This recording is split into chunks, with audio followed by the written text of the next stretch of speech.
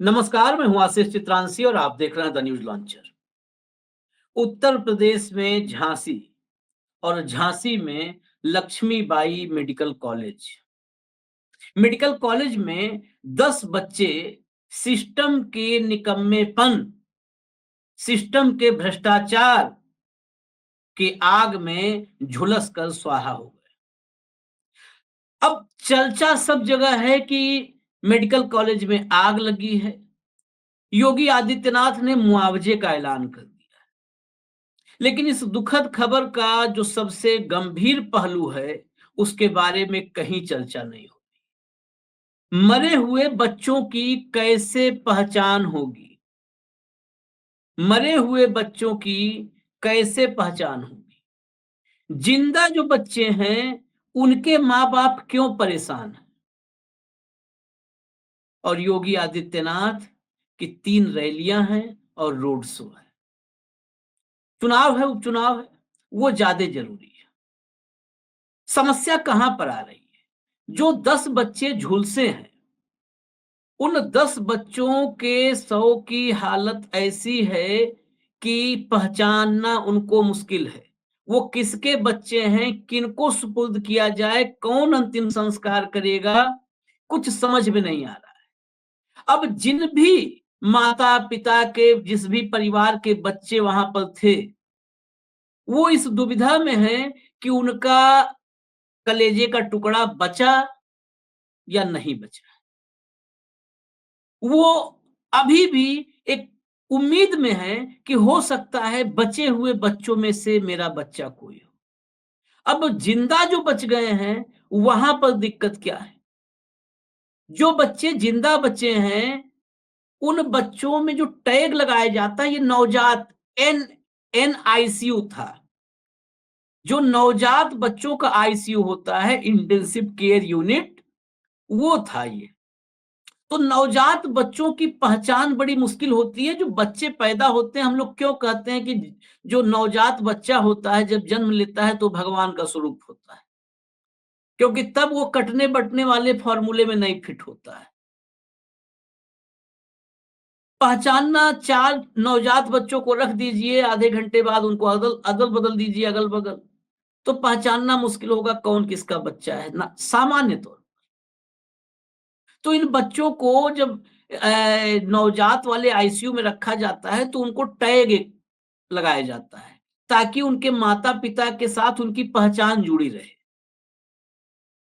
इस पूरे अग्निकांड में इन तमाम बच्चों के, इक्का-दुक्का के हो सकता है बचे भी हों, लेकिन तमाम बच्चों के वो टैग हट गए हैं। टैग हटने के बाद सबसे बड़ी समस्या ये आ गई है कि बच्चों को पहचानना ही मुश्किल हो गया है। अब मैं आपको बताऊं, कुलदीप हैं एक, तमाम जो मीडिया रिपोर्ट से बड़े मतलब दर्दनाक कहानियां सामने आ रही हैं। कुलदीप हैं, वो कह रहे हैं कि मेरा बच्चा लापता है बेटा, और कई घंटे, 7, 8, 9 घंटे हो गए। जब जिस वक्त मीडिया रिपोर्ट में उन्होंने बोला, उस वक्त 8 घंटे हो चुके थे। ये घटना रात के 10:30 बजे जब आग देखी गई, 10:30 बज रहा था। अब उनका बच्चा नहीं मिला। ललितपुर की संजना है, संजना का पहला बच्चा था।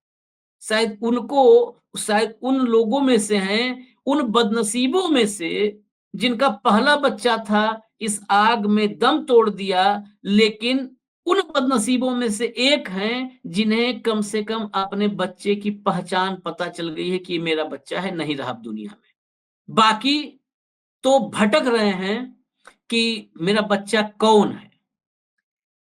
हमीरपुर के भगवान दास, ये बेटे का बेटा, मतलब पोता अपना, उसके इलाज के लिए आए थे। ये वहां पर भटक रहे हैं, परेशान हैं। ये वहां पर स्थितियां ऐसी बदतर हैं, और इन स्थितियों के बीच जो ताजा रिपोर्ट है, उसके मुताबिक वहां पर जो गार्ड हैं अब, और पुलिसकर्मी हैं, वो उस पूरे वार्ड के इर्द-गिर्द जमा हो चुके हैं, घेर चुके हैं। स्टाफ, जिम्मेदार लोग, जवाबदेह लोग, वो लापता हैं। प्रिंसिपल जो हैं सेंगर साहब कल रात से ही गायब हैं, कहीं पर कैमरे के सामने आकर के वजह से लेकर के और आगे हम क्या करेंगे राहत बचाव पहचान पर कोई जवाब देने के लिए अब तक सामने नहीं आए। गार्ड और पुलिसकर्मी अब बदहवास परिजनों से बदसलूकी कर रहे हैं, उनके साथ बदतमीजी कर रहे हैं, उनको भगा रहे हैं, ये वहां मौजूद लोगों का कहना है। मैंने झांसी वहां पर पत्रकारिता करने वाले जो मेरे संपर्क में लोग हैं उनसे बातचीत की, तो उन्होंने बताया कि जो सुबह तक भाग दौड़ थी, लोग नजर आ रहे थे, परिजन थे, सबको करीब करीब किनारे कर दिया गया है। मेडिकल कॉलेज प्रशासन के लोग कोई सामने नहीं आ रहे हैं। अब इस सब के बीच जब हालात इतने भयंकर हैं, दर्दनाक हैं, यहां पर सिर्फ उन 10 बच्चों के मौत का ही प्रश्न नहीं है। जो बच्चे जीवित हैं, जो बच गए हैं, उनके भी परिजनों तक उनको सौंपना, पहचान उनकी कैसे होगी, डीएनए जांच होगी, सब कुछ अभी कहते ना एक असमंजस वाली स्थिति पैदा हुई है। लेकिन इस सब के बीच योगी आदित्यनाथ बहुत गंभीर हैं, उन्होंने संज्ञान ले लिया है। मैं जब तमाम खबरों के ऊपर हेडलाइंस पढ़ रहा था, तो देख रहा था कि उसमें महत्वपूर्ण ये नहीं था कि 10 बच्चे, नवजात बच्चे, किसी घर के चिराग, जैसे मैंने कहा संजना पहला बच्चा था, पैदा होते ही तमाम घरों में जश्न हुआ होगा। गुरु पूर्णिमा का दिन था, बच्चे के जन्म पर हो सकता है 11 दिया, 21 दिया अतिरिक्त जलाए गए हों कि बच्चा आया है। जिसके घर में बिटिया आई तो लक्ष्मी के नाम पर लड्डू हो सकता है 2 किलो 1 किलो एक्स्ट्रा बटा हो कि लक्ष्मी घर में आई है। उस सबको छोड़ करके उत्तर प्रदेश में 9 सीटों पर उपचुनाव है, वो महत्वपूर्ण है। उससे ज्यादा महत्वपूर्ण ये है कि मीडिया जो अपने फोटो भेजती है ना सरकार से जुड़े विभागों को, खासकर सूचना विभाग को, वहां ये दिखाना जरूरी है कि हालात कुछ भी हो जाएं, हम योगी जी गुणगान कर रहे हैं, योगी आदित्यनाथ ने संज्ञान ले लिया। अरे भाई मुख्यमंत्री, आपको ऐसे विषय पर मैं कठोर नहीं बोलना चाहता, लेकिन मजबूर कर देते हैं। आप मुख्यमंत्री हैं, आप नहीं संज्ञान लेंगे तो कौन गुरु राम लेंगे संज्ञान? संज्ञान ले लिया तो उत्तर प्रदेश पे एहसान कर दिया। संज्ञान लेने के बाद झांसी कितनी दूर है? झारखंड और महाराष्ट्र तो आपके तलवे के नीचे है, कदम के नीचे है। जब मन होता है, जहां मन होता है वहां कदम, बोकारो से लेकर के और सांगली तक और बारामती तक कहां कहां आप मिनटों में पहुंच जाते हैं। बस आंख बंद किए और सोचे यहां पहुंचना है, आप अवतरित हो जाते हैं चुनावी भाषण के लिए। आपके प्रदेश में झांसी कितनी दूर है लखनऊ से भैया?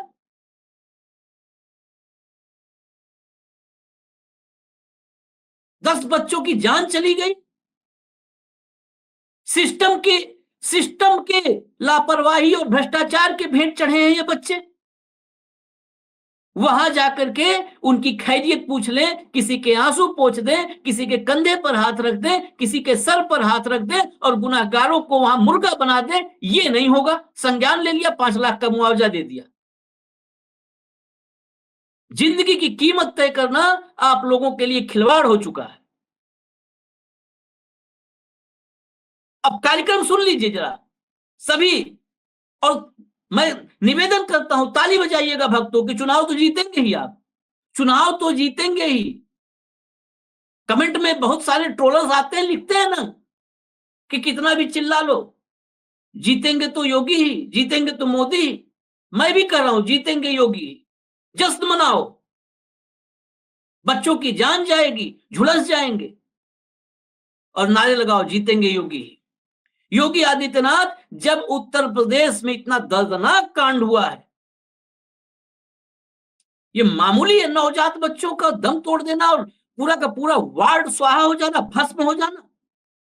तब योगी आदित्यनाथ 11 बजे फूलपुर में जो उनका कार्यक्रम आया है, कार्यक्रम जो आता है मैं वो कार्यक्रम बता रहा हूं। 11 बजे फूलपुर में रैली, 1 बजे सीसामऊ में रैली कानपुर में, 3 बजे अलीगढ़ के खैर में रैली, 4:30 बजे गाजियाबाद में रोड शो और 6 बजे प्रगति मैदान में ट्रेड फेयर है, उसमें यूपी पवेलियन, वहां जाएंगे, उस यूपी पवेलियन का उद्घाटन करेंगे। पवेलियन का करिए, पिच का करिए, ग्राउंड का करिए, स्टेडियम का करिए, अस्पताल मत जाइए। आज लक्ष्मीबाई मेडिकल कॉलेज झांसी में 10 बच्चे नहीं झुलसे, वो झूठ झुलस गया है। ये देश की आवाम को, हर माँ बाप को ये सोचना होगा कि झूठ का अब अंतिम संस्कार कर दिया जाए। जिन घरों के चिराग बुझे हैं उनसे जाकर के उनकी वेदना पूछ लीजिए। वो बदहवास सी, मैं पढ़ रहा था, मैंने देखा नहीं, लेकिन पढ़ते हुए ना कलेजा जो है वो हिल सा जाता है, दहल सा जाता है। जब वो संजना, जो पत्रकार ने पूछा होगा कि जिंदा है कितना झुलसा है, तो कहती है पता नहीं, जिंदा है नहीं जिंदा है। बदहवास कहती है कुछ नहीं है, पहला बच्चा था।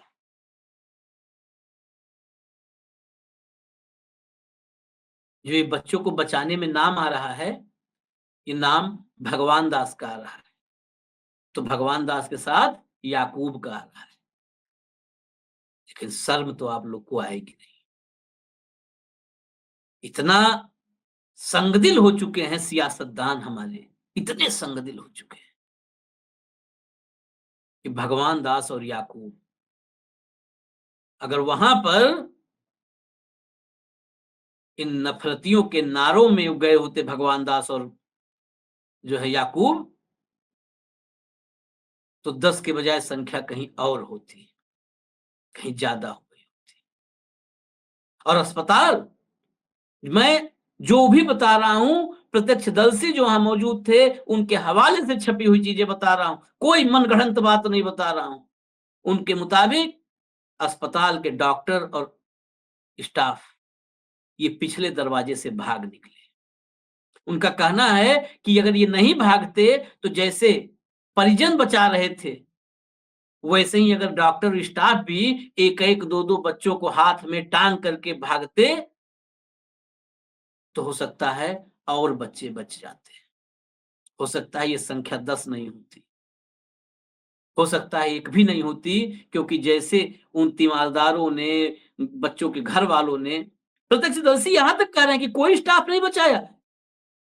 जो भी बच्चे बचे हैं वो उन्होंने उसमें काम किया जिनके बच्चे उनके घर के जो है नवजात बच्चे उस आईसीयू में थे, वो वहां पर गए।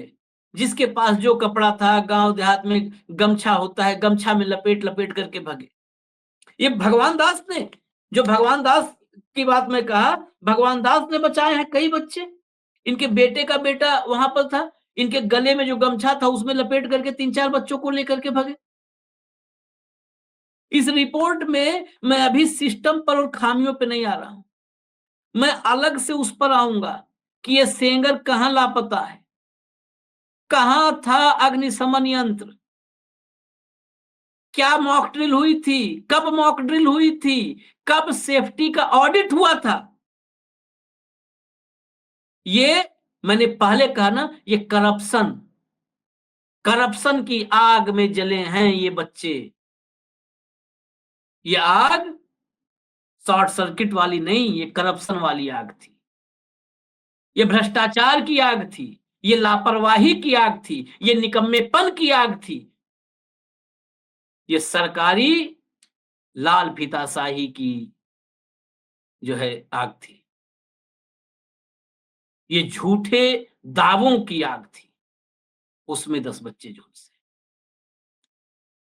अभी मेरे पास तमाम अपडेट्स जो वहां आई हैं, मैं बातचीत करके मैं आपके पास थोड़ी ही देर में उस पूरे सिस्टम में किस कदर भ्रष्टाचार व्याप्त था, क्यों मुंह चुरा रहे हैं मेडिकल कॉलेज के प्रशासन के लोग, किसके इशारे पर मुंह चुरा रहे हैं, एकाएक देर रात कहां गायब हो गए, सुबह होते होते गार्ड और पुलिसकर्मी क्यों लोगों के साथ बदसलूकी करने लगे। ऐसे माहौल में इस सब पर अगली रिपोर्ट में लेकर के आऊंगा। अभी न इजाजत मांगूंगा, न नमस्कार कहूंगा।